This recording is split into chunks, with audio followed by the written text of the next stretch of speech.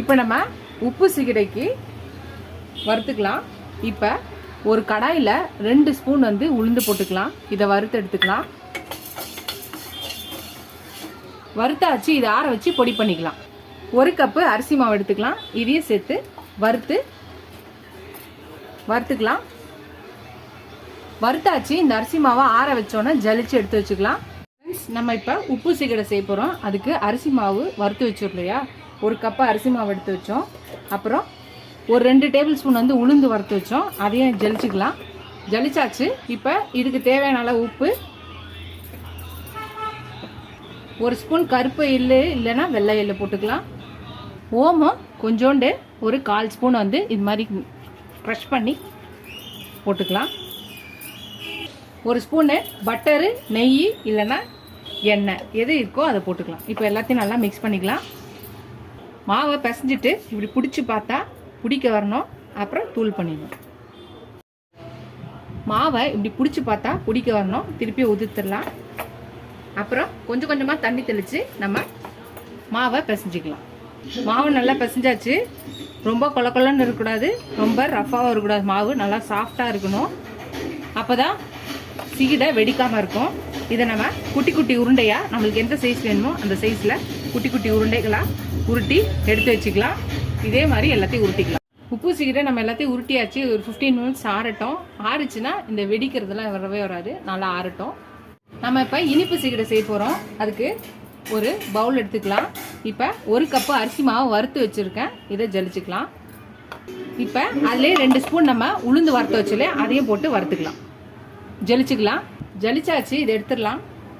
நம்ம மாவு ஜலிச்சாச்சு. இப்போ இதுக்கு வெல்லம் எடுத்துக்கலாம். பாகு வெள்ளை கரைசல் வேணும். அதுக்கு ஒரு 1/2 கப்பு வெள்ளை கரைசல், நாட்டு சக்கரை இல்லை வெள்ளை கரைசல், ஒரு 1/4 கப்பு தண்ணி ஊற்றிக்கலாம்.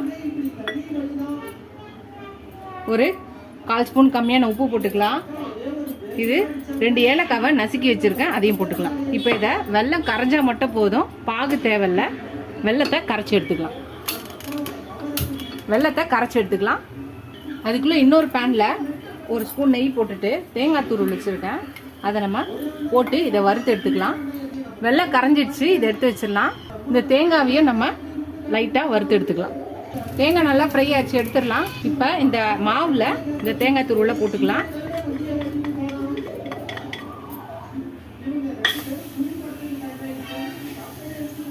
அப்புறம் இந்த வெள்ளை கரைசலை வடிகட்டி சேர்த்துக்கலாம். இந்த வெள்ளை கரைசலை கொஞ்சம் கொஞ்சமாக வடிகட்டி இந்த மாவோட சேர்த்துக்கலாம். இந்த வெள்ளைப்பாகை கொஞ்சம் கொஞ்சமாக இதில் ஊற்றி வடிகட்டிக்கலாம். இதில் ஒரு ஸ்பூன் வெள்ளை எள்ளு போட்டுக்கலாம். 1 ஸ்பூன் வந்து பட்டர் இல்லை நெய் போட்டுக்கலாம். இப்போ மீதி இருக்க இந்த வெள்ளை கரைசலை நான் ஊற்றிக்கிறேன். இப்போ எல்லாத்தையும் நல்லா மிக்ஸ் பண்ணிக்கலாம். மாவை பிசைஞ்சாச்சு. நல்லா சாஃப்டாக இருக்குது பாருங்கள். ரொம்ப திக்காக இல்லாமல் ரொம்ப தண்ணியாக இல்லாமல் நல்லா இந்த பதத்தில் இருக்கணும். இதை நம்ம உருட்டிக்கலாம். எந்த சைஸ் வேணுமோ அந்த சைஸில் உருட்டிக்கலாம். இந்த மாதிரி குட்டி குட்டியாக உருட்டிக்கலாம். நம்ம உப்பு சிகிடை செஞ்சுருந்தோம் இல்லையா, அது நல்லா ஆறிடுச்சு. இப்போ 15 நிமிஷம் கழிச்சு இதை போட போகிறோம். கடாயில் எண்ணெய் வச்சுருக்கோம், இதை போட்டுடலாம். 2 பேட்சாக போட்டுக்கலாம். நல்லா வேகட்டும், உடனே கிண்டிடக்கூடாது.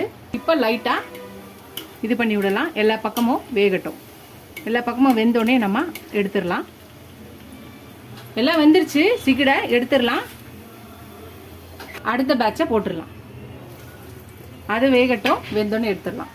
ஃப்ரெண்ட்ஸ், நம்ம இனிப்பு சிகிடை செஞ்சிருந்தோம் இல்லையா, அதையும் உருட்டி வச்சு ஒரு 15 நிமிஷம் நம்ம அப்படியே ரெஸ்ட் விட்டுட்டோம். இப்போ அதையே நம்ம இப்போ கடாயில் போட்டுடலாம். கடாயில் போட்டாச்சு. இது நல்லா வேகட்டும், வெந்தோடனே நம்ம எடுத்துடலாம். ஃப்ரெண்ட்ஸ், நம்மளோட இனிப்பு சிகிடை ரெடி ஆயிடுச்சு பாருங்கள். எடுத்துடலாம். எடுத்துட்டு ஒரு பிளேட்டில் மாற்றிக்கலாம். ஃப்ரெண்ட்ஸ், நம்மளோட இனிப்பு சிகிடை ரெடி ஆயிடுச்சு பாருங்கள். ரொம்ப ஈஸியாக சிம்பிளாக டக்குன்னு செய்யக்கூடிய நம்ம கிருஷ்ண ஜெயந்தி ஸ்பெஷல் இனிப்பு சிகிடை. நீங்கள் சப்போஸ் இதை கிருஷ்ண ஜெயந்தி தான் செய்யணும்னு இல்லை, எப்போ உங்களுக்கு ஸ்நாக்ஸ் சாப்பிடணும்னு தெரியுதோ அப்போ நீங்கள் செஞ்சு தரலாம். செஞ்சு வச்சு ஸ்கூலுக்கு கூட இதை ஸ்நாக்ஸ் பாக்ஸுக்கு தரலாம். ட்ரை பண்ணி பாருங்கள். ஃபஸ்ட் டைம் சேனலை பக்கம் சப்ஸ்கிரைப் பண்ணிட்டு பாருங்கள். ஃபுல் வீடியோ பாருங்கள். உங்கள் ஃப்ரெண்ட்ஸ்க்கு அந்த சேனலை ஷேர் பண்ணி சப்ஸ்கிரைப் பண்ண சொல்லுங்கள். இதுவரை சப்ஸ்கிரைப் பண்ண எல்லா ஃப்ரெண்ட்ஸ்க்கு தேங்க்ஸ். இதோட அடுத்த வீடியோ பார்க்கலாம். டாடா பாபா ஃப்ரெண்ட்ஸ்.